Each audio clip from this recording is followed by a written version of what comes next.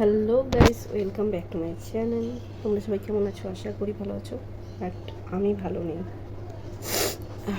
ঠান্ডা লেগে গেছে। তাই হোক, এই সারাক্ষণ এসিতে থাকি, তো তার মধ্যে চান, সব কিছু মিলেমিশে প্রচণ্ড গরম, এই ঘাম বসে, তো খুবই শরীর খারাপ। তো কিছু বলার নেই, আমাদের ঠান্ডা লেগেছে। তো আমি কোথায় আছি এখন তোমাদের সঙ্গে শেয়ার করছি। আমি এখন আছি বাপের বাড়ি, মায়ের কাছে এসেছি।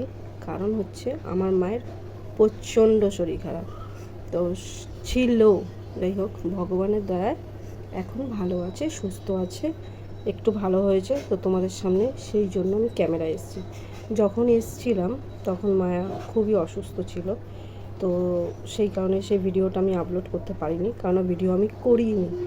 তো তোমরা বুঝতেই পারছো, মায়ের শরীর খারাপ হলে কারোর মেন্টালিটি ঠিক থাকে না। তো জানি না কারা ভিডিও করতে পারে মেন্টালিটি ঠিক থাকে, বাট আমার ঠিক ছিল না, তাই জন্য তোমাদের সঙ্গে শেয়ার করতে পারিনি, ভিডিও করতে পারিনি। বাট এখন শেয়ার করছি। আমি এখন আছি বাপের বাড়ি, তোমাদেরকে মাকেও দেখাবো। তো আমার মা রান্না করে আমাকে খাওয়াচ্ছে। তো আমার মা এখন যথারীতি একটু সুস্থ হয়েছে, তো মা এখন রান্না করছে, তোমাদেরকে দেখাচ্ছি মায়ের অবস্থা কী হয়েছে।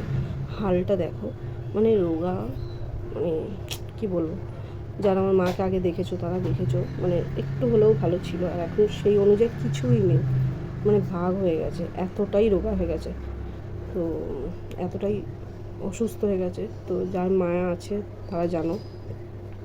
এই যে এসে গেছে মন্দাকিনী, তোমাদের দেখাচ্ছি। তোমাকে একটু দেখাই, তুমি এত সুন্দর দেখতে হয়েছো শরীর খারাপের পরে। এই যে হ্যালো, দেখাচ্ছি। এই যে কাকে দেখাবি? এই যে দেখাচ্ছি তোমাকে, কি অবস্থা, ঠ্যাংরা গাড়ি হয়ে গেছে। লাইটটা বন্ধ করে দে। হ্যাঁ করছি।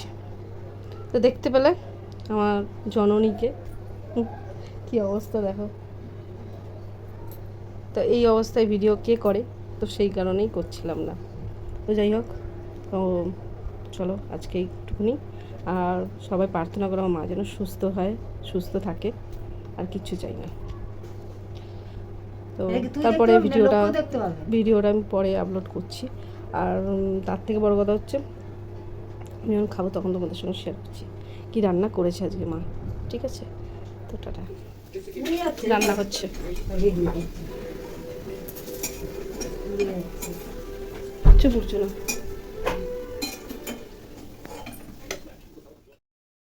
দেখো গাইস, মা রান্না করেছে, ভাতের মধ্যে সেদ্ধ দিয়ে দিয়েছে উচ্ছে আর কাঁকরোল ভাজা, মাছের ঝোল, আর এই দেখছো শাক, মানে এটা হচ্ছে পাট শাক ভাজা, তো বড়া করেছিল।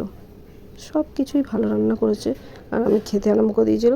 তারপরে দেখো আমার মা দুটো মাছ দিয়েছে, বলছে খা মা খা, শরীরটা ঠিক কর। আমি নিজে মোটা হয়ে গেছি, তুমি আমাকে মোটা করছো আরও, আমাকে এত খাইও না, তুমি নিজে খাও। তো যাই হোক, মা যথারীতি খাওয়া শেষ করে দিয়েছি। দেখো খাচ্ছি, খাওয়া তো আমার হয়েই যাচ্ছে, কী করবো, বড়া খাচ্ছি, ভাত খাচ্ছি, আর মা বাবার সঙ্গেই বসে খাওয়ার আলাদাই মজা। দেখো বাবা মা একসাথেই বসে খাচ্ছিলাম।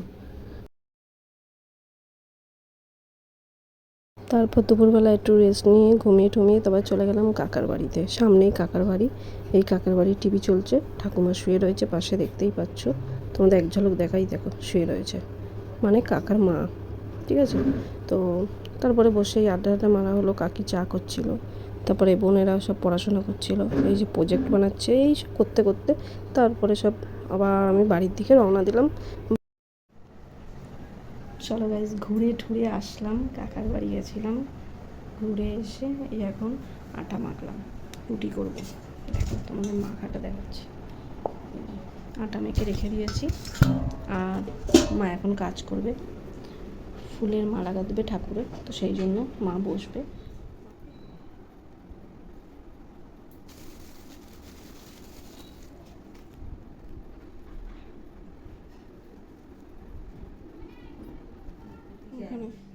দেখো গাইস, আমার রুটি হয়ে গেছে, রুটি হয়ে মা তরকারি দিয়ে দিয়েছে, আমি খেয়ে নিচ্ছি এখন, কারণ অনেক রাত হয়ে গেছে, কাকার বাড়ি থেকে আস্তে আস্তে অনেক রাত হয়ে গেছে।